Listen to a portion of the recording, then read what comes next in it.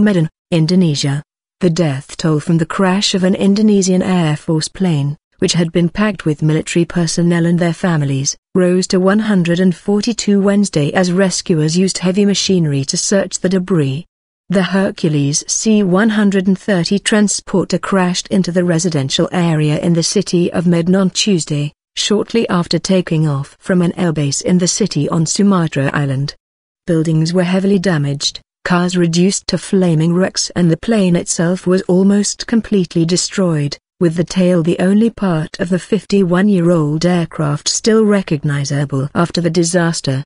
Many of those on board the flight to an island off Sumatra, which was carrying 122 people, were believed to be servicemen and women and their families. The Air Force has said no one survived the crash.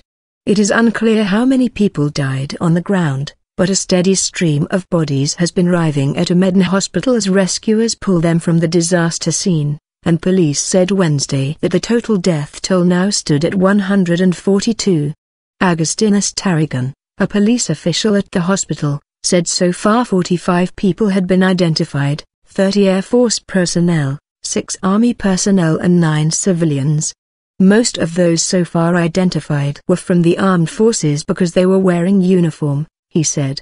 He said officials were working to identify the others by examining things we found on the bodies of the victims such as ID cards, or a ring,